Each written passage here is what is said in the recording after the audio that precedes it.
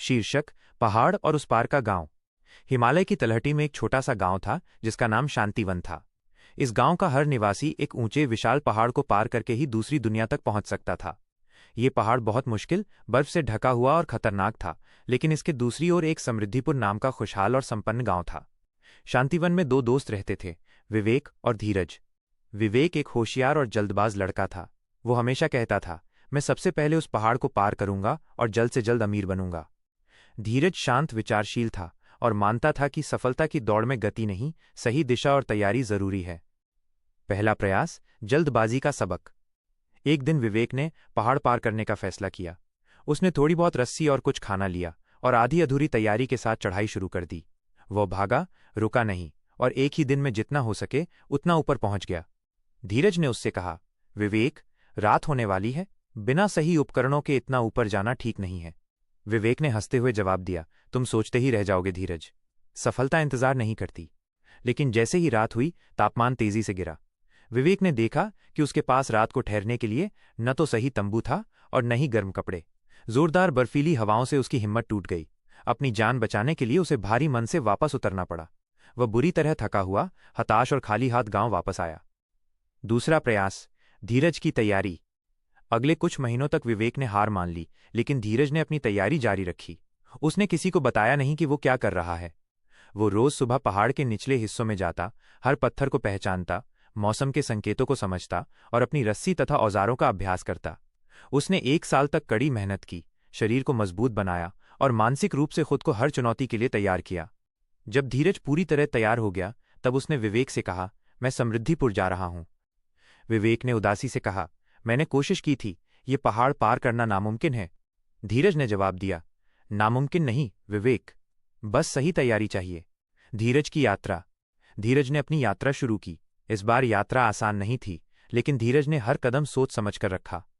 1. कठिन रास्ता, hard work. जहां रास्ते में बड़ी बर्फ की दरारें आईं, वहां उसने जल्दबाजी नहीं की, बल्कि धैर्य से पुल बनाया। 2. हार न मानना, परसिवियरेंस। जब तूफान आया तो वो भागा नहीं, बल्कि रुककर अपने मजबूत तंबू में सुरक्षित समय काटा। 3. ज्ञान का उपयोग, विजडम। जब वो पहाड़ के सबसे ऊंचे शिखर पर पहुंचा, जहां ऑक्सीजन की कमी थी, तो उसने अपनी तैयारी के अनुसार सांस लेने के अभ्यास का उपयोग किया। धीरज को पहाड़ पार करने में पूरे 10 दिन लगे, लेकिन हर कदम सुरक्षित और सुनिश्चित था। जब वो समृद्धिपुर पहुंचा तो वो थका हुआ था, लेकिन उसके मन में शांति और संतोष था। समृद्धिपुर में लोगों ने धीरज का स्वागत किया। धीरज ने वहां की संपन्नता देखी, लेकिन वहां रुकने के बजाय उसने एक बड़ा और मजबूत पुल बनाने का फैसला किया, ताकि शांतिवन के लोग भी आसानी से समृद्धिपुर आ सकें। अंतिम सीख। जब धीरज कुछ साल बाद वापस शांतिवन लौटा, तो वो अकेला नहीं था। उसके साथ था उसका बनाया हुआ पक्का पुल, प्रयास का पुल, जो पहाड़ को पार करता था। विवेक ने धीरज को देखकर पूछा, तुमने ये कैसे किया? मैंने तो जल्दबाजी में सब कुछ खो दिया था। धीरज ने जवाब दिया, विवेक, सफलता पहाड़ के उस पार नहीं थी, सफलता तो इस सफर में थी। जब तुम भाग रहे थे तो तुम तैयारी को भूल गए। जब तुम गिरे तो तुम सबक लेना भूल गए। मैंने समय लिया, क्योंकि मुझे पता था कि बड़ा लक्ष्य हासिल करने के लिए छोटी छोटी तैयारियों की नींव मजबूत होनी चाहिए। ये पुल केवल पत्थरों का नहीं, बल्कि धैर्य, योजना और लगातार प्रयास का है। उस दिन से शांतिवन के लोगों ने सीखा कि बड़े सपने और सफलता रातों रात नहीं मिलते। उनके लिए धीरज, पेशेंस, तैयारी, प्रेपरेशन और हर दिन छोटे छोटे सही कदम उठाना जरूरी है। कहानी की बड़ी सीख। सफलता एक रात की घटना नहीं, बल्कि सालों की तैयारी, सही योजना और असफलता के बाद भी हिम्मत न हारने का परिणाम है। धीमी और स्थिर गति से सही दिशा में किया गया प्रयास। 86,400 सेकंड का रहस्य। एक बड़े शहर में रोहन नाम का एक नौजवान रहता था। वो बहुत बुद्धिमान और काबिल था, लेकिन एक बुरी आदत ने उसे जकड़ रखा था, माइनस वो समय को व्यर्थ गंवाता था। वो हमेशा कहता था, कोई बात नहीं, अभी बहुत समय है, मैं कल कर लूंगा। एक सुबह रोहन पार्क में बैठा था, जब एक रहस्यमय बूढ़ा आदमी उसके पास आया। बूढ़े आदमी के चेहरे पर एक गहरी शांति थी, और उन्होंने रोहन को एक छोटा चमकता हुआ लिफाफा दिया। रोहन ने पूछा, ये क्या है? बूढ़े आदमी ने मुस्कुराकर कहा, ये तुम्हारे जीवन का एक बैंक खाता है। इस बैंक में हर सुबह तुम्हारे लिए ठीक 86,400 रुपये जमा किए जाते हैं। रोहन की आंखें चमक उठीं। वाह, क्या मैं इन्हें निकाल सकता हूं? बूढ़े आदमी ने कहा, हाँ, लेकिन एक शर्त है। जो भी पैसा तुम आज खर्च नहीं करोगे, वो शाम को वापस ले लिया जाएगा।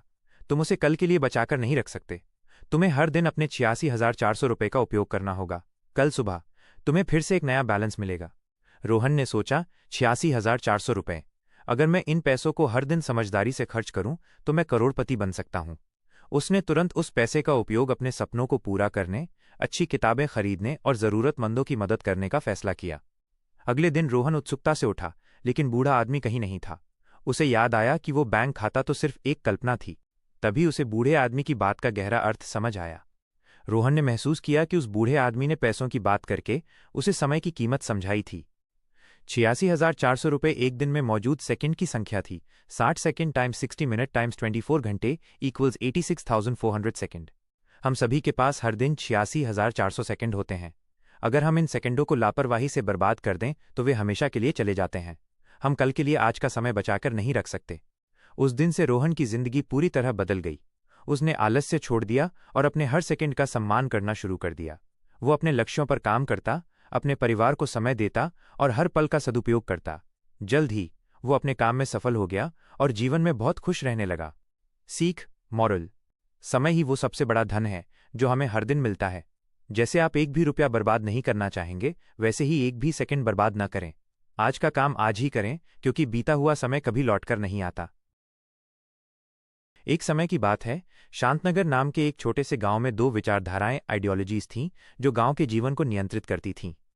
एक थी प्रगति का विचार, जिसका मानना था कि आगे बढ़ने के लिए गांव को हर पुरानी परंपरा को छोड़कर सिर्फ नई तकनीक और शहरी तरीकों को अपनाना चाहिए। ये विचार गांव के अमीर और शक्तिशाली लोगों के बीच बहुत लोकप्रिय था। ये इतना प्रभावशाली था कि गांव के स्कूल, मीडिया और यहां तक कि लोकगीतों में भी इसी की बातें होती थीं। इसके विपरीत एक और विचार था संतुलन का विचार, जो कहता था कि विकास जरूरी है, लेकिन अपनी सदियों पुरानी कृषि पद्धतियों, हस्तशिल्प और सादगी को त्यागना नहीं चाहिए। ये विचार गांव के गरीब किसान, कारीगर और बुजुर्गों के बीच सीमित था, जिनकी आवाज प्रगति के विचार के शोर में दब जाती थी। प्रगति के विचार का आधिपत्य, हेजेमनी, इस प्रकार था।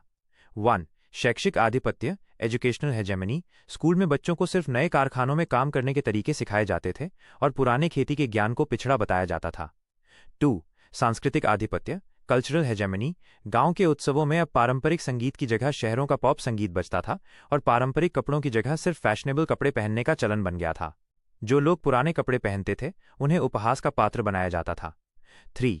आर्थिक आधिपत्य, इकोनॉमिक हेजेमनी। गांव के बाजार में सिर्फ उन बड़ी कंपनियों के उत्पाद बिकते थे जो प्रगति के विचार को बढ़ावा देती थीं। छोटे कारीगरों को अपना सामान बेचने के लिए जगह नहीं मिलती थी। ये आधिपत्य किसी जोर जबरदस्ती से नहीं, बल्कि सहमतियों से चल रहा था। लोगों को लगता था कि यदि उन्हें आगे बढ़ना है तो प्रगति के विचार को मानना ही पड़ेगा।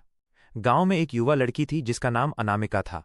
अनामिका ने अपनी पढ़ाई शहर में की थी, लेकिन वो संतुलन के विचार को मानती थी। जब वो गांव लौटी तो उसने देखा कि कैसे प्रगति के विचार ने गांव को अंदर से खोखला कर दिया है। नदियां कारखानों के कचरे से प्रदूषित हो रही थीं, किसान कर्ज में डूब रहे थे क्योंकि वे नई महंगी मशीनों का इस्तेमाल कर रहे थे, और युवा अपनी संस्कृति से कट रहे थे। अनामिका समझ गई कि इस आधिपत्य को बदलने के लिए बंदूक या लड़ाई की जरूरत नहीं है, बल्कि काउंटर आधिपत्य, काउंटर हेजेमनी, यानी एक वैकल्पिक विचार पैदा करने की जरूरत है। उसने एक छोटी सी शुरुआत की। 1. लोक ज्ञान का पुनर्जागरण। उसने गांव के बुजुर्गों के साथ मिलकर एक ज्ञान चौपाल शुरू की, जहां युवा किसानों को जैविक खेती के पारंपरिक तरीके सिखाए जाते थे। उसने उन्हें समझाया कि कैसे उनका पुराना ज्ञान ही असली प्रगति है, क्योंकि ये टिकाऊ, सस्टेनेबल है।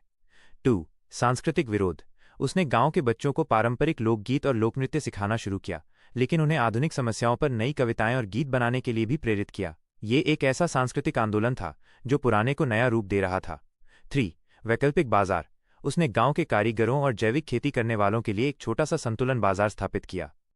शुरुआत में प्रगति के विचार के समर्थक अनामिका का मजाक उड़ाते थे, लेकिन धीरे धीरे लोगों ने बदलाव महसूस करना शुरू कर दिया। जिन किसानों ने जैविक खेती अपनाई, उनका कर्ज कम हो गया। जिन युवाओं ने अपनी संस्कृति को फिर से अपनाया, उन्हें अपने जीवन में एक नया गौरव मिला। अनामिका ने एक दिन ज्ञान चौपाल में कहा, आधिपत्य बल से नहीं, बल्कि सहमति से बनता है। और जब हम अपनी सहमति वापस ले लेते हैं, जब हम एक बेहतर विचार को अपनाते हैं, तो आधिपत्य अपने आप टूट जाता है।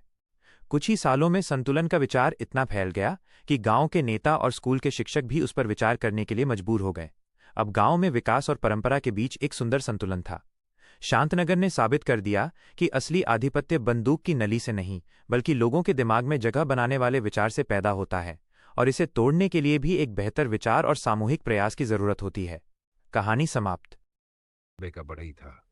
सुबह सुबह सूरज की पहली किरणें छत पर पड़ते ही वो अपने छोटे से कार्यशाला एक पुराने बरामदे में बनी दुकान की ओर निकल पड़ता। दुकान का दरवाजा हमेशा आधा खुला रहता ताकि हवा आती जाती रहे और लकड़ी की खुशबू रास्ते में फैलती रहे। साहिर की उंगलियों में काठ की तारीफ और उसकी आत्मा में शांति, ऐसी शांति जो किसी मंदिर की घंटी या नदी की कलकल में भी कम न हो। साहिर के पास कोई बड़ी अमानत नहीं थी, बस कुछ औजार, एक पुरानी बेलंदार मेज और लकड़ियों के ढेर, पर उसके बनाए हुए पलंग, अलमारी और सोफे गांव शहर में खूब मशहूर थे। लोग कहते साहिर के हाथों में जान है, वो साधारण लकड़ी को घर बना देता है। पर साहिर खुद बहुत साधारण था। वो अपने काम में ही जन्नत खोज लेता। एक चिकना किनारा, एक सही जोड़ और चेहरे पर मिलने वाली संतुष्टि, यही उसके इनाम थे। एक दिन शाम को जब हवाएं ठंडी थी और बाजार से लौटती भीड़ थमी हुई थी, एक औरत दुकान के बाहर आई। आंखों में कुछ दूर की सी पीड़ा थी, चेहरे पर थकान पर गहरी लगन भी थी। वह खुद को जन्नत कहती। नमस्ते साहिर भैया, क्या समय है? मैं मुझे एक पलंग और एक छोटा सोफा बनवाना है। मेरे घर में नया कमरा बन रहा है, बस थोड़ा सा आराम चाहिए। उसकी आवाज में कुछ ऐसी गरिमा थी कि साहिर का दिल मुस्करा उठा। नाम जन्नत सुनकर उसने भी प्यार से कहा, बैठिए जन्नत दीदी, बताइए क्या चाहिए। जन्नत ने बताया कि उसके पति की तबीयत थोड़ी ठीक नहीं रहती, वे अक्सर दर्द से जूझते हैं और बैठने लेटने के लिए आरामदायक चीज चाहिए। घर में कर्ज भी था, पर जन्नत ने मेहनत करके बचत कर ली थी, थोड़ी सी रकम और रोजमर्रा की जरूरतों से कटौती करके। वह चाहती थी कि पलंग ऐसा हो जिसे उसके पति को उठने बैठने में आसानी हो और सोफा ऐसा हो जो कम जगह में ज्यादा आराम दे। साहिर ने गिन तोल कर देखा, लकड़ी, ठोस नाखून, कुछ कपड़ा, सब मिलाकर बजट में रहकर काम करना कठिन था, पर नाम जन्नत की वजह से कुछ अलग सा एहसास आया। साहिर ने कहा, दीदी आप चिंता मत कीजिए, मैं ऐसा बनाऊंगा कि जब आपका पति उस पर बैठेगा तो लगेगा जैसे जन्नत ही बैठ गई हो। जन्नत की आंखों में एक चहकाई नहीं, यह सिर्फ हल्की खुशी नहीं थी, उम्मीद थी। उसने साहिर को घर का नक्शा दिखाया और वो रात तक यहां वहां लकड़ी के ढेर देखते देखते योजनाएं बनाते रहे। साहिर को पता था कि यह किसी सामान्य ऑर्डर जैसा नहीं, यह किसी घर के दिल को बदलने वाली चीज थी। अगले दिन साहिर ने काम शुरू किया। उसने उन लकड़ियों को चुना जो मजबूत हो पर भारी न हो, ताकि उठाने लेने में आसानी रहे।